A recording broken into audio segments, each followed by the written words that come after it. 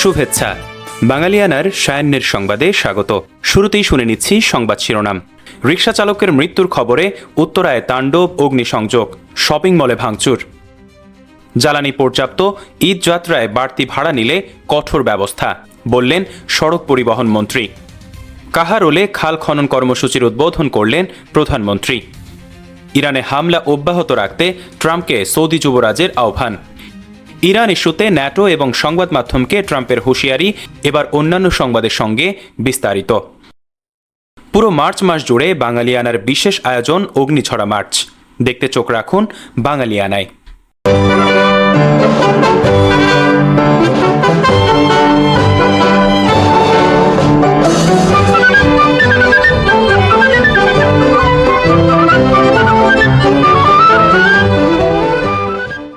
বাংলার ইতিহাসের সবচেয়ে রক্তাপ্লুত সময় মার্চ 1971। একই সঙ্গে এই মার্চই ইতিহাসের স্বর্ণোজ্জ্বল সময়।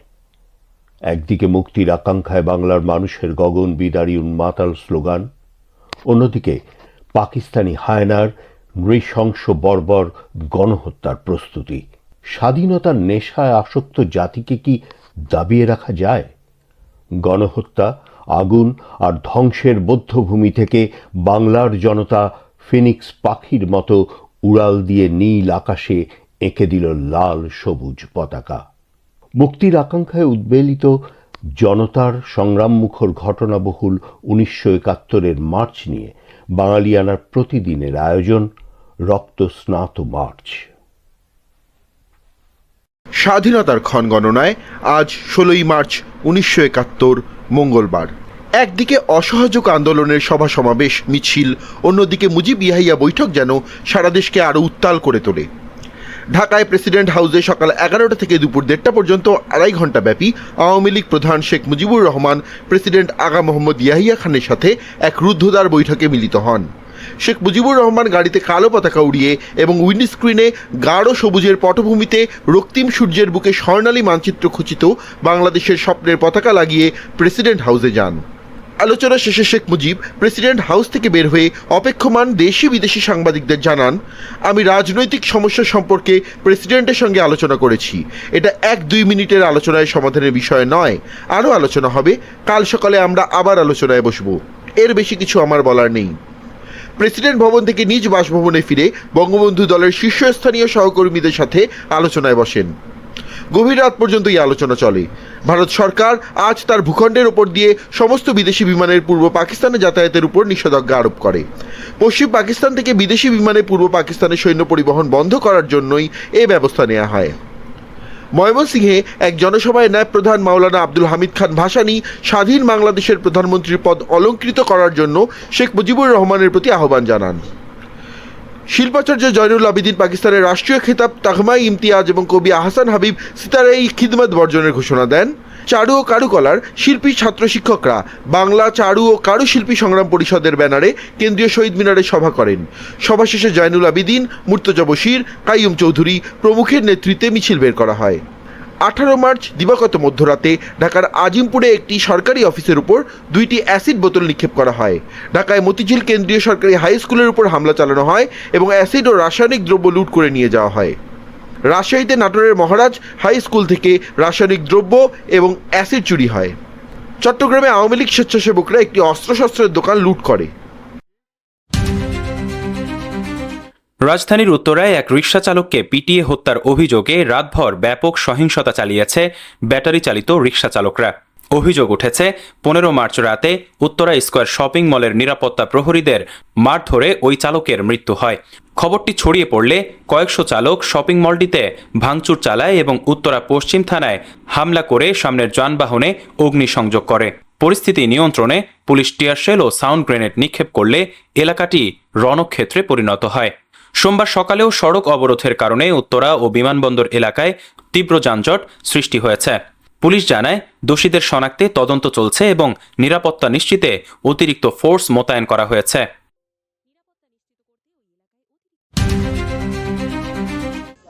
পবিত্র ঈদ উল ফিতর উপলক্ষে গণপরিবহনে পর্যাপ্ত জ্বালানি সরবরাহ নিশ্চিত করা হয়েছে বলে জানিয়েছেন সড়ক পরিবহন ও সেতু মন্ত্রী শেখ রবিউল আলম।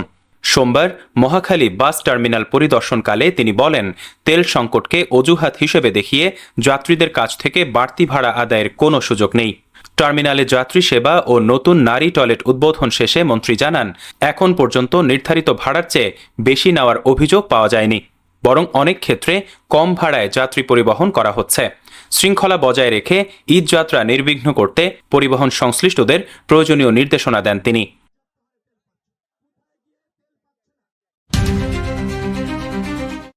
নির্বাচনী ইশতেহারের প্রতিশ্রুতি বাস্তবায়নে দেশব্যাপী খাল খনন কর্মসূচির শুভ উদ্বোধন করেছেন প্রধানমন্ত্রী তারেক রহমান। সোমবার 16 মার্চ দুপুরে দিনাজপুরের কাহারোল উপজেলার বলরামপুরের সাহাপাড়ায় কোদাল হাতে মাটি কেটে তিনি কর্মসূচির সূচনা করেন। একই অনুষ্ঠান থেকে তিনি ভার্চুয়ালি দেশের 54টি জেলায় একযোগে খাল খনন প্রকল্পের উদ্বোধন করেন। এর আগে সকালে ঢাকা থেকে বিমানে সৈয়দপুর পৌঁছে সড়ক পথে কাহারোলে নির্ধারিত অনুষ্ঠানস্থলে পৌঁছান প্রধানমন্ত্রী। সরকার প্রধানকে সরাসরি দেখতে এবং খাল খননে অংশ নিতে স্থানীয়দের মাঝে ব্যাপক উচ্ছ্বাস দেখা যায়।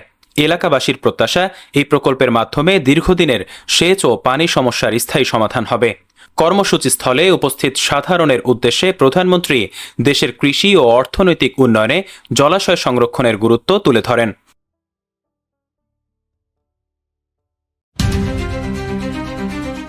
যথাযোগ্য মর্যাদা ও ধর্মীয় ভাব গাম্ভীর্যে দিবাগত রাতে সারা দেশে পবিত্র লাইলাতুল কদর পালিত হবে। এ উপলক্ষে ইসলামিক ফাউন্ডেশনের উদ্যোগে বায়তুল মোকাররম জাতীয় মসজিদে বাদ মাগরিব আলোচনা সভা ও দোয়া মাহফিলের আয়োজন করা হয়েছে। অনুষ্ঠানে শবে কদরের ফজিলত ও তাৎপর্য নিয়ে আলোচনা করবেন জাতীয় মসজিদের সিনিয়র পেশ ইমাম মুফতি মোহাম্মদ মিজানুর রহমান। ইসলামিক ফাউন্ডেশনের মহাপরিচালক আব্দুস সালাম খানের উপস্থিতিতে এই সভা অনুষ্ঠিত হবে। এছাড়া ফাউন্ডেশনের বিভাগীয় ও জেলা কার্যালয় সহ দেশের বিভিন্ন দ্বীনি ও শিক্ষা প্রতিষ্ঠানে বিশেষ আলোচনা ও মোনাজাতের আয়োজন করা হয়েছে।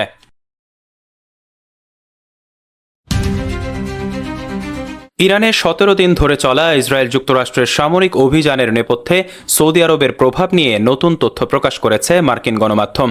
রয়টার্স ও নিউ ইয়র্ক টাইমসের প্রতিবেদনে বলা হয়েছে, প্রকাশ্যে কূটনৈতিক সমাধানের কথা বললেও ব্যক্তিগত আলোচনায় সৌদি যুবরাজ মোহাম্মদ বিন সালমান ইরানে কঠোর হামলা অব্যাহত রাখতে ডোনাল্ড ট্রাম্পকে উৎসাহিত করছেন।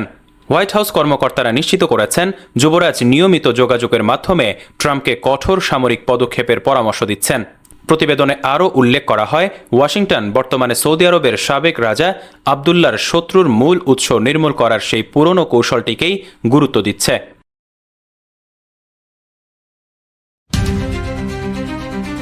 ইরান ইসরায়েল যুদ্ধের 17তম দিনে মধ্যপ্রাচ্যে সংঘাত আরও তীব্র হয়েছে। তেহরানে রেড ক্রিসেন্টের ক্লিনিক ধ্বংস ও ড্রোন আতঙ্কে দুবাই বিমানবন্দরে ফ্লাইট চলাচল স্থগিতের মধ্যে মার্কিন প্রেসিডেন্ট ডোনাল্ড ট্রাম্প মিত্রদের উপর ক্ষোভ উগরে দিয়েছেন।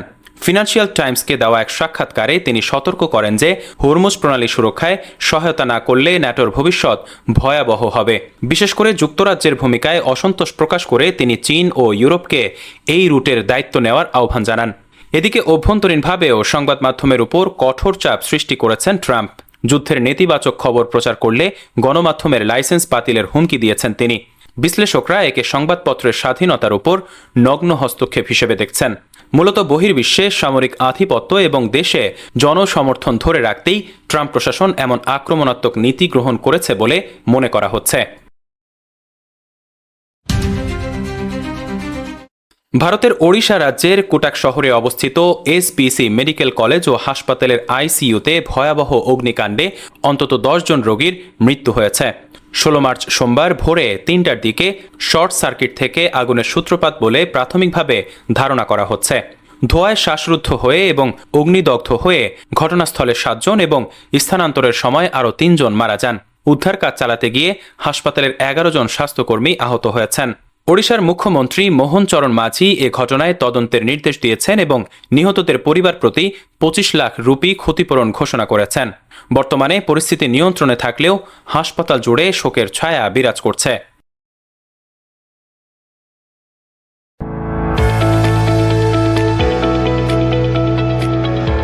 এবারে শুনে নিচ্ছি বাঙালিয়ানা বাণিজ্য সংবাদ। মধ্যপ্রাচ্যে যুদ্ধ পরিস্থিতির কারণে 3 লাখ টন অপরিশোধিত তেলবাহী 3টি জাহাজের আগমন অনিশ্চিত হয়ে পড়েছে। হরমুজ প্রণালীতে নিরাপত্তা ঝুঁকির কারণে জাহাজগুলো আটকা পড়ায় দ্রুত কূটনৈতিক হস্তক্ষেপ চেয়ে ঢাকায় ইরানি দূতাবাসে চিঠি দিয়েছে জ্বালানি বিভাগ। মূলত ইস্টার্ন রিফাইনারির উৎপাদন সচল রাখতে এই ক্রুড অয়েল অত্যন্ত জরুরি। এদিকে ঈদযাত্রা ও বড় মৌসুমে সেচ সুবিধা নিশ্চিত করতে পেট্রোল, অকটেন ও ডিজেলের উপর আরোপিত রেশনিং ব্যবস্থা প্রত্যাহার করেছে সরকার। জ্বালানি প্রতিমন্ত্রী অনিন্দ্য ইসলাম অমিত জানিয়েছেন, পরিস্থিতি মোকাবেলায় ভারতের কাছ থেকে অতিরিক্ত ডিজেল আমদানির বিষয়েও আলোচনা চলছে।